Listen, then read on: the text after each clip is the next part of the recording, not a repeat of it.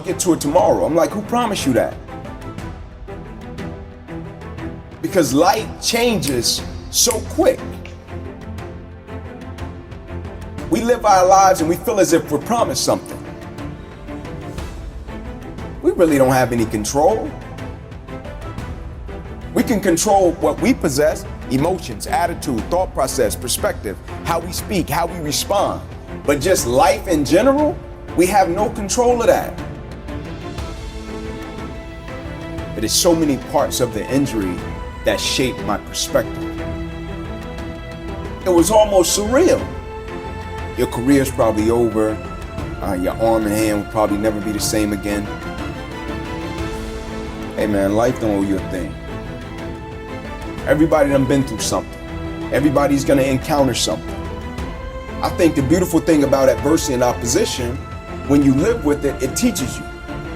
If you're open to it. Easiest thing in the world to do is to be negative. Easiest thing in the world to do is complain. Easiest thing in the world to do is to quit. That's easy.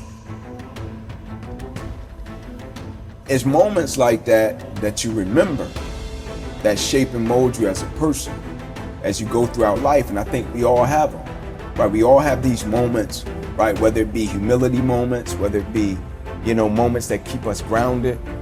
It's just we choose sometimes to forget it. And for all of us, we're gonna encounter those defining moments in our lives, right? To where it's gonna hurt. It's always a lesson. It's always a blessing. It's up to us to extract it. Attitude drives performance. So that's the key to life. I think sometimes when things don't go our way, the quote says it. You judge the true character and caliber of a person not by where they stand in times of comfort and convenience. You judge the true character and caliber of a person by where they stand in times of challenge and controversy. But when things go wrong, things don't go the way you want them to, they don't unfold the way you want them to, who are you? Because that's the true test of who you are as a person. That's your true character. Everybody is going to smile when the sun's shining, man. But the song says it. Can you stand the rain, baby? Attitude is a small thing that we often underestimate, but we really can control that.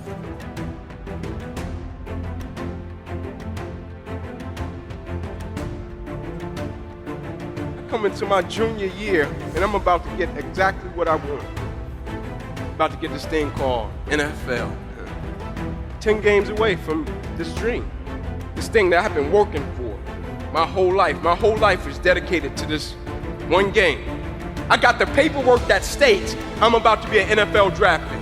NFL on top of the paper. Inky Johnson projected top 30 automatic multi-millionaire. Now all you have to do, the hard part's over. Just play the next 10 football games, Ink. You made it. And I go out in a silly game against Air Force, 2 minutes left, and I go to make a tackle that I can make with my eyes closed. And when I hit him, every breath in my body left. My body goes completely limp. I fall to the ground, I blacked out, my eyes open. I'm still not, too concerned, because it's football. When my eyes open, guys run over, Ink, let's rock, man, let's go, let's finish him off. And I'm like, I can't. I said, I can't move. Shock, neck to my toes, I can't feel anything. Shock leaves, it stays in my right arm and hand. I'm like, maybe I got a bad stinger. They put me on the spine board, wheeling me off the field. Doctor says to me as he's walking beside me, I don't know how you're still alive, son, you don't have any pulse. We get to the ambulance, my father's standing there, I'm like, Pops, I laid it on him, right? I put it on him, right? My dad's like, yeah, but I think you got the worst part of this for me. Doctor said, we're gonna take you over, run a couple tests, bring you back into the room, everything will be cool. They run the test, they bring me back into the room, mom comes in, kisses, prays, son, you'll be fine. Doctors rush in, head boy says, hey man, we gotta rush him back to surgery, he's about to die. If we don't perform this surgery tonight, I guarantee you won't be here anymore. And now the thing I placed my identity in, now it's gone. That's why I laugh at people when they say, man, if I could just get this, I'll be. Man, if I could just get this position, I'll be, woo. Man, if I could just get this amount of money, I'm like, woo. But what happens even if you get it or you don't get it? Like, do you have the ability to accept what you don't understand? Can you handle when things get off course? I'm sitting there and I'm thinking, like, man, I'm 8 games away and God is redirecting me. And I'm like, God, just let me get to the NFL, then redirect me. Like, let me get the contract, then redirect me so I can help my family. And I thought it was over after football got redirected. My life got redirected 2, 3 more times before I even fell into my purpose and my mission and what I was supposed to be doing. It got redirected 2, 3 more times. I'm thinking I'm gonna be a coach. Just like every guy when he finishes the game, and I'll just coach. But people keep coming to me, telling me, speak, Inky, you need to speak. And I'm like, I'm not speaking. Everybody got a story. That's how I view life. Everybody done been through something, right? Everybody's gonna encounter something. And so I never looked at speaking, sharing. I never was the guy like, oh man, this happened to me, let me go share with the world. I was like, nah, Ink, figure it out. Like, pick up the pieces, move forward, and figure it out. And so when people would say this, I would be like, nah, I'm not trying to speak. Like, I don't want to speak. The things we go through in life, man, they're not just for us, right? Once we get to a place of peace and we figure out how to deal with it, it's our responsibility to go out and share that. Right. It's like not before the world all the time, but just to share it.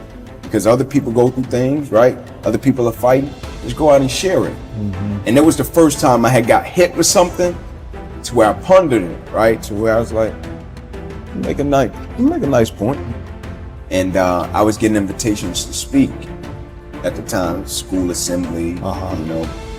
I got the same feeling that I was getting in the tunnel, right? And I'll never forget when I got it, I felt it and I captured it. I spoke, did well, got home, and I'll never forget thinking like, man, like, I might need to be more intentional about this.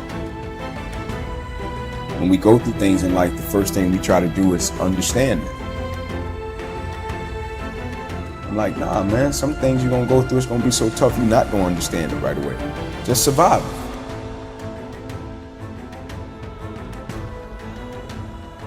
And I always tell a story about when my faith was fortified and my life went to another level was the only thing I had at that moment was a prayer and a book.